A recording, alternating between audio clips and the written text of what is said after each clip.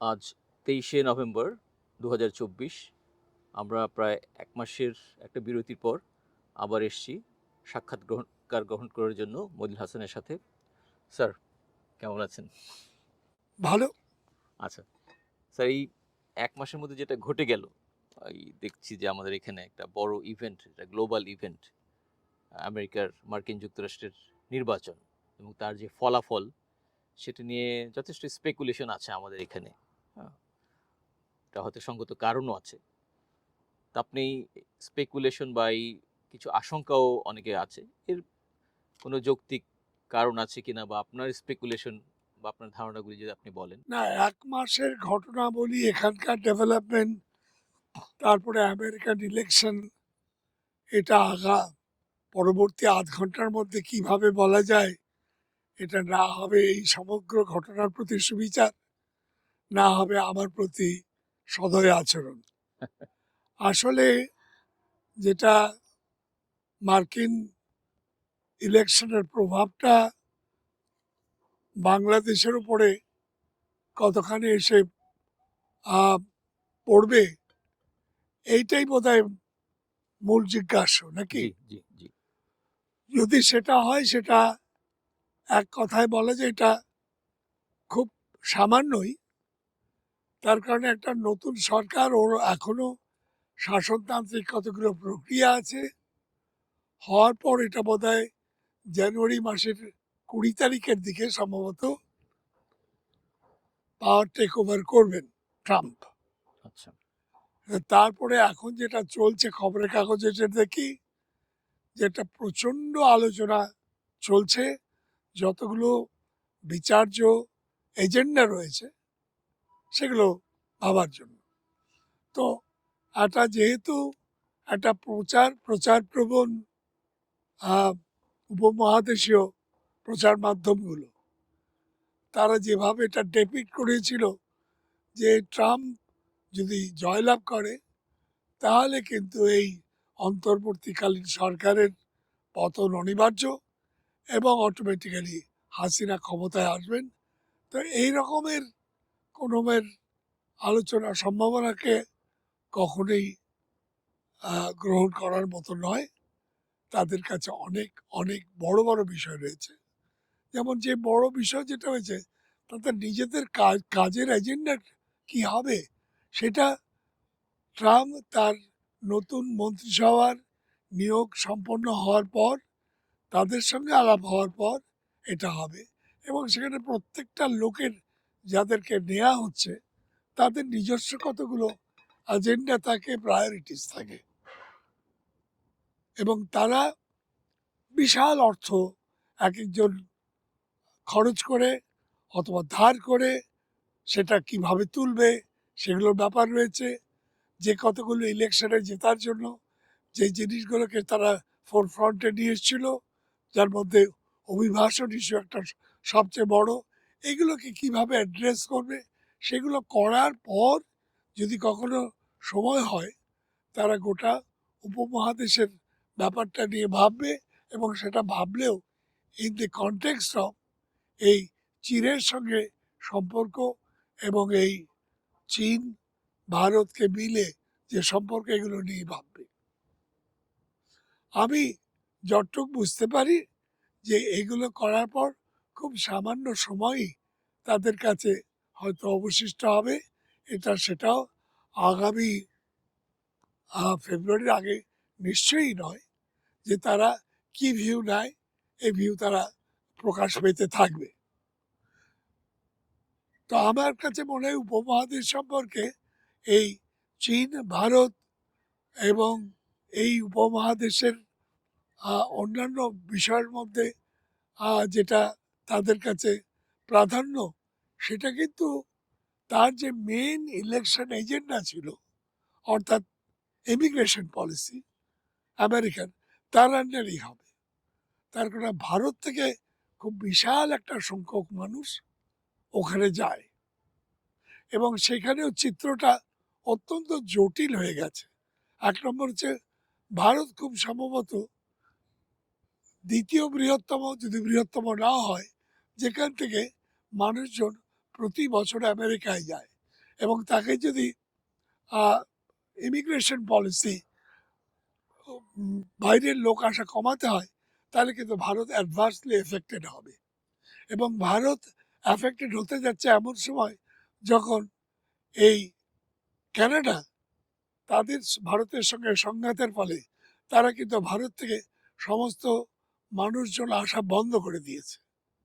এবং যেখানে প্রত্যেক বছর কয়েক লক্ষ ভারতীয়রা সেখানে শুধু পড়তেই যেত, সেটা কানাডাতে যাওয়া বন্ধ হয়েছে। এবং কানাডার সঙ্গে আমেরিকা, ব্রিটেন, নিউজিল্যান্ড, অস্ট্রেলিয়া এগুলো এর পলিসিগুলো সমন্বিত। কাজেই ভারতের বিষয়ে একটা বড় বিরূপ সিদ্ধান্ত আমেরিকার দিক থেকেও আসতে যাচ্ছে। তো এইগুলোকে সামাল দিয়ে তারপরে বাংলাদেশে হাসিনা প্রাক্তন প্রধানমন্ত্রী না পদত্যাগপত্র তার ঠিক মতো যাওয়া হয়নি, এই সমস্ত সূক্ষ্ম বিচারে বোধহয় তাদের কোনো সময় এবং তাদের থাকবে না, এটা আমার ধারণা। তো আসুক, জানুয়ারি নাগাদ আসুক, তাদের ফেব্রুয়ারি নাগাদ তাদের নিজেদের প্রায়োরিটিসগুলো ঠিক হোক, পলিসি প্রায়োরিটিসগুলো, তারপরে এগুলো নিয়ে দুশ্চিন্তাগ্রস্ত না হয় কিছুটা হওয়া যেতে পারে অথবা কমানো যেতে পারে। কিন্তু ইত্যাবসারে বাংলাদেশ নিয়ে যে প্রচারটা চলছিল যে আমেরিকা এসেই সব ঠিক করে দেবে, যেটা ভারত করতে পারেনি, যেটা হাসিনা করতে পারেনি তার নিজের থাকা নিয়ে, সেটা বোধহয় আরও সম্ভাবনাটা আরও কমবে, ভয়টা আরও কমবে। বোধহয় তখন এটার কোনো এজেন্ডাই থাকবে না। কেননা তার আগে আন্তর্জাতিক ক্রিমিনাল কোর্ট এখানে সেশন শুরু হবে। অলরেডি তারা একটা নির্দিষ্ট ডেডলাইনের মধ্যে 1 মাসের মধ্যে এটাকে সচল করার জন্য এবং আর ইন্টারন্যাশনাল ক্রিমিনাল কোর্ট সচল করার জন্য চেষ্টা চলবে।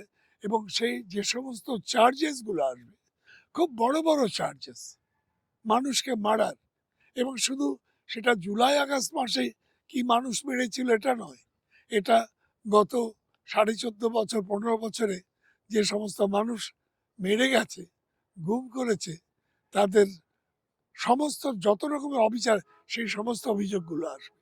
তো সেগুলো আসার পর অলরেডি যেটা এখন মানবেন, ভারতীয় প্রচার মাধ্যমের প্রাণান্তকর চেষ্টা সত্ত্বেও এটাকে কোনো ইস্যু হিসাবে তারা দাঁড় করাতে পারেনি, বরং এর একটা বিপরীত ধারণা খোদ ভারতেই সৃষ্টি হয়েছে।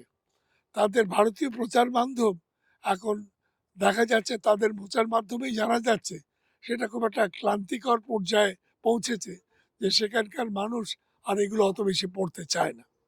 তো এটাও আর কোনো ফ্যাক্টর হবে বলে আমি মনে করছি না। কাজে এর পরে যদি কোনো প্রশ্ন থাকে সেগুলো আলাপ করা যেতে পারে। একটু ধরেই বলা যেতে পারে যে আহ, ভারত, আপনি যেটা স্পেকুলেট করছেন যে কানাডা থেকে তারা একটা বিরূপ প্রতিক্রিয়া পাচ্ছে, আমেরিকা থেকে যদি ইমিগ্রেশনের আসপেক্টে সেরকম কিছু ঘটে, তাহলে বহির্বিশ্বে যে ভারতে একটা চাপে পড়বে খুব স্বাভাবিকভাবেই, কারণ তাদের একটা বড় অংশ বাইরে থেকে রেমিট করে আমাদের মতোই। আবার এখানে আমরা মণিপুরে দেখছি যে একটা অনবরত চলছে, এটা থামাথামির কোনো নাম নেই। প্লাস বাংলাদেশের সাথে যে একটা দ্বন্দ্ব, তো তারা ওই দ্বন্দ্বই লাগিয়ে রেখেছে বলা যেতে পারে শেখ হাসিনার পতনের পরে। এবং আমরা দেখছি ইদানিং আপনার কলকাতাতেও ওদের যে ব্যবসায়িক শ্রেণী যারা ট্যুরিজমের উপর ডিপেন্ড করতো বাংলাদেশে, সেখানেও একটা আভ্যন্তরীণ চাপ তৈরি হচ্ছে। তাহলে এই যে সামনে আগামী 3 মাসে ঘটনাগুলো কালেকটিভলি কোন দিকে যাবে? না, ভারতের সঙ্গে আমাদের একটা সম্পর্ক অসুবিধা তো সৃষ্টি হয়েছে, সেটা আমাদেরকে যেমন অসুবিধায় কিছুটা ফেলেছে, আমাদের কিছু নিত্য নৈমিত্তিক খাদ্য তালিকায় পেঁয়াজ, আলু এই সময়ের দিক থেকে যেমন আমরা পাচ্ছি না, এখানকার কিছু রোগী ওখানকার চিকিৎসা ব্যবস্থার সঙ্গে জড়িত হয়ে পড়েছিলেন, তারা যেমন পাচ্ছেন না, তেমনি ওরাও অনেকগুলো ব্যাপারে তারা একটু ক্ষতিগ্রস্ত বোধ করছেন। বিশেষ করে পশ্চিমবাংলার ব্যবসায়ী, রিটেল ব্যবসায়ীরা তারা খুব ক্ষতিগ্রস্ত হচ্ছেন। তাদের হোটেলের ব্যবস্থা, তাদের এই নিউ মার্কেটের মতো রিটেল চেইন এলাকাগুলোর অবস্থা এগুলো খুব একটা দুর্বল। এটা তো দুই দেশকেই এরকম অ্যাফেক্ট করছে, বিষয়ে কোনো সন্দেহ নেই। এবং এটা একটা আবার একটা স্বাভাবিক অবস্থায় ফিরে আসবে, অর্থাৎ পণ্য চলাচল, যাওয়া আসা, এই জিনিসগুলো চলবে। এটা একটা, এই সমস্ত যে জিনিসগুলো আহ, আমাদের কারো পছন্দ নয়, এগুলো ঠিক হয়ে আসবে ক্রমান্বয়ে, এটা আমার ধারণা। ভারতের মানুষ যারা আমাদের সঙ্গে ব্যবসা বাণিজ্য, চলাফেরা, সেবা, সে হোটেলের সেবাই হোক আর ডাক্তারি সেবাই হোক, এগুলো ক্রমান্বয়ে আবার চালু হবে। এটা সময়ের ব্যাপার, এটা ধৈর্য ধরতে হবে। আমার মনে, যেটা দাঁড়িয়েছে সেটা কতগুলো মৌলিক বিষয় নিয়ে। সেটা হচ্ছে, যেমন একটা বলি, যে ভারত তার উত্তর পূর্ব এলাকার সিকিউরিটি প্রবলেম, যেটা গত 50 বছর যাবৎ আমরা দেখে এসছি ক্রমেই ডেটোরিয়েট করছে, সেইটা আরও সামাবার জন্য তাদের যাওয়া আসার পথটাকে ওই চিকেন নেকের বিকল্প, অর্থাৎ শিলিগুড়ি নেকের বিকল্প আরও একটা যে অ্যারেঞ্জমেন্ট করেছিল, বিশেষ করে এই পদ্মা ব্রিজের উপর দিয়ে রেল দিয়ে পশ্চিমবাংলা থেকে দ্রুত গতিতে এই কুমিল্লার ওপর দিয়ে ত্রিপুরার কাছাকাছি ওটা নিয়ে গিয়ে হাজির করা, যেগুলো যে এগুলো যে ব্যবস্থাগুলো করে ফেলেছিল, যার জন্য অনেক টাকা খরচ বাংলাদেশেই করেছে, প্রচুর ধার করতে হয়েছে। পদ্মা ব্রিজ করতে যে টাকা খরচ হয়েছে, সেই টাকার চেয়েও বেশি টাকা খরচ করছে শুধু রেল সংযোগ প্রতিষ্ঠা করতে। এটা কিন্তু বাংলাদেশের কাঁধের উপরই চেপে বসেছিল। এটাই বোধহয় মনে করে সেই হাসিনা এক সময় বলেছিল, ভারতকে আমি যা দিয়েছি তা তারা কিছু ভুলবে না। তো এটার সঙ্গে আর কি কি দিয়েছে সেটা আমরা ক্রমান্বয়ে আমরা জানতে পারবো, কিন্তু এটা তো একটা বড় কথা। তো সেটা এখন এই ধারটা আমাদের, এটা বোধহয় কত, প্রায় 30 কোটি টাকার মতো, 30 কোটি তো না, 30,000 হাজার কোটি কোটি। টাকার মতো ব্রিজ করতে লেগেছে। তার চেয়ে বেশি খরচ হচ্ছে এই রেলওয়ে এটা করে। তো ওটা যদি ভারত ব্যবহার করতে চায় আমরা করব, তো মাসুল তার সেই পরিমাণ আমরা বাড়িয়ে দেবো। তাদের যদি সেটা তাদের পোষাবে, আর না হলে পরে তো ওটা আমাদের গলায় ওই ধারটা অত বড় আকারে থাকবে। এটা যে সরকার যখন তিনি থাকবেন তাদেরই এটা তখন এইসব চিন্তা ভাবনা করে ঠিক করতে হবে। কিন্তু ঠিক এগুলো করতে হবে, একতরফা কোনো সুযোগ সুবিধার তাদের দিকে যাবে না। আর অন্য দিক দিয়ে তারা যেটা ভেবেছিল যে এই মাতারবাড়ি বন্দর দিয়ে সে একটা এটা উত্তর পূর্ব অঞ্চলের সাত সাথে একটা ভগিনীর, বাণিজ্য। জি। হ্যাঁ, সাত ভগিনীর সংসারে একটু স্বাচ্ছন্দ্য আনবে, সেইটা করতে গেলেও আগে যেভাবে তারা ভেবেছে, যেভাবে ব্যবস্থা করেছিল, সেগুলো বোধহয় কার্যকর হবে না। সেটা বোধহয় দেয়া নেওয়ার ভিত্তিতে করতে হবে। দেয়ারের মধ্যে হতে পারে, যেমন তারা বাংলাদেশ থেকে আজকে যে পরিমাণ পণ্য বাংলাদেশ তাদের ওখানে বিক্রি করতে পারে, তার চেয়ে কয়েক গুণ বেশি পড়ল।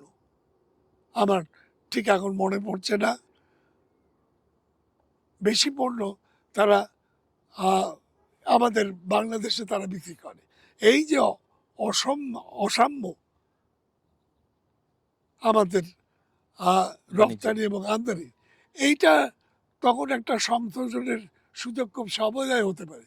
যেমন ভারতের অনেক পণ্য সামগ্রী এই বাংলাদেশে হয়, তো বাংলাদেশে অনেক শিল্পজাত পণ্য সামগ্রী এটা কিন্তু এই উত্তর পূর্ব ভারতের রাজ্যেও বিক্রি হয়, যেটা তারা অনেক সস্তায় তারা কিনতে পারে, যেটা ভারতের উদ্যোক্তাদের জন্য, শিল্পপতিদের জন্য এটাকে একটা সংরক্ষিত এলাকা হিসেবেই তারা করে রেখেছে।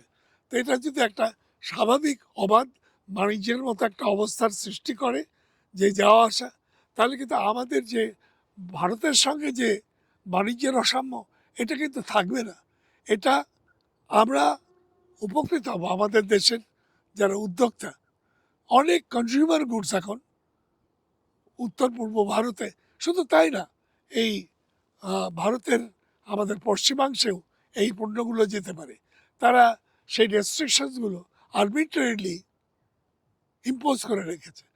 তো যখন কথা হবে স্বাভাবিক করার, তখন সেই কথাগুলো তুলতে হবে, যে সরকারি তখন পাওয়ারে থাকুক। এবং ভারতের সঙ্গে যে বাণিজ্যের অসমতা, এই অসমতাটা আমার মনে হয় এটাও খুব একটা আর্টিফিশিয়ালি ভারত ধরে রেখেছে।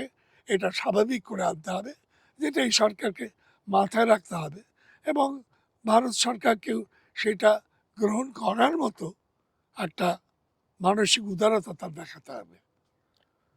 আমি বোধহয় এই প্রশ্নে তো আরও অনেক কথা বলার আছে, কিন্তু এখন আর বলার প্রয়োজন নেই। যদি অন্য কোনো প্রশ্ন থাকে তুমি করতে পারো। না, এর সাথে একটা প্রশ্ন চলে আসে স্যার, যে এই যে ভারতের সাথে বাণিজ্য, করাচি থেকে একটা জাহাজ ভিড়লো আমাদের এখানে, কিন্তু সেটা নিয়ে মনে হচ্ছে যে ভারতের এক ধরনের একটা নার্ভাসনেস বা নানা ধরনের তাদের মধ্যে স্পেকুলেশন।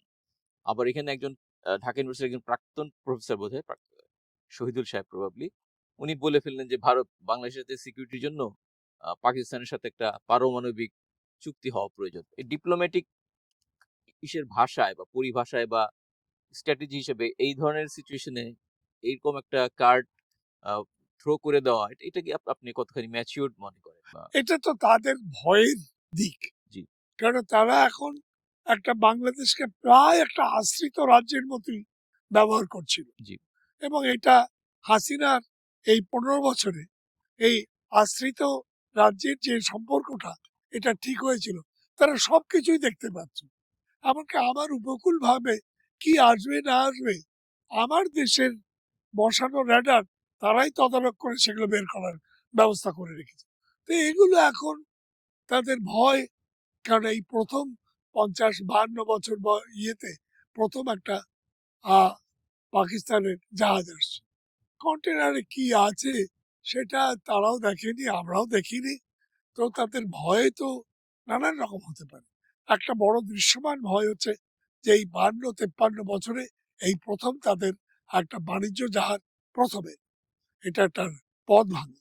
এইটা হলে তো আর এটা থামবে না, এর জাহাজ আসতেই থাকবে, এখানকার জাহাজ যেতে পারবে। এই যে একটা পাকিস্তানের সঙ্গে আমাদের যে একটা বাণিজ্যিক সম্পর্ক পুনঃপ্রতিষ্ঠা বা স্বাভাবিকরণের ফলে, এটা তো ভারতের সঙ্গে অনেক পণ্য কেনা বা বিক্রি করার এর একটা সম্পর্ক রয়েছে। তারা ভাবতে পারে সেসব ক্ষতির দিকেই তারা যাচ্ছে, সেই দিক থেকেও তাদের উৎকণ্ঠা থাকতে পারে।